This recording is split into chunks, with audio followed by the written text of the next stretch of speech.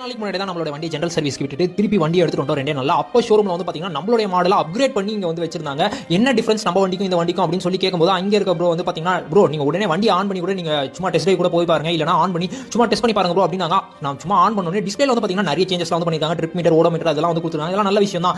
ஆனா இந்த வண்டியோட ரேட் நான் கடைசியா சொல்றேன். இது மட்டும் இல்லாம இந்த வண்டியில வந்து பாத்தீங்கன்னா நம்ம வண்டியில இல்லாத ஒரு ஃபீச்சர் வந்து என்னன்னா ஸ்டார்ட் பண்றதுக்கு வந்து பாத்தீங்கன்னா நம்மளுடைய ஆக்டிவா டியோ இதெல்லாம் இருக்க மாதிரி ஸ்டார்ட் பட்டன் வந்து கொடுத்துருக்காங்க. நம்ம பிரேக் பிடிச்சி ஸ்டார்ட் பண்றோம்.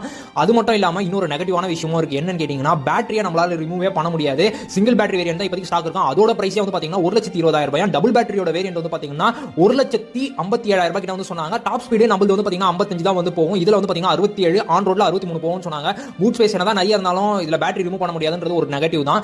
நீங்க என்ன நினைக்கிறீங்க? எனக்கு தெரிஞ்சு நம்ம வண்டியே நல்லா தான் இருந்துச்சு. இதுல வந்து பாத்தீங்கன்னா எனக்கு பெருசா அந்த 1,60,000 ரூபாய்க்கு நான் இதை கொடுத்து வாங்குறதுக்கு நான் ஏத்தரே வந்து போயிடுவேன் அப்படின்ற மாதிரி தான் எனக்கு ஃபீல் ஆச்சு. ஏத்தர் அப்படின்னு சொல்லி கேட்டீங்கன்னா ஹீரோவை விட ஏத்தர்ல வந்து சர்வீஸ் வந்து நல்லாவே இருக்கு.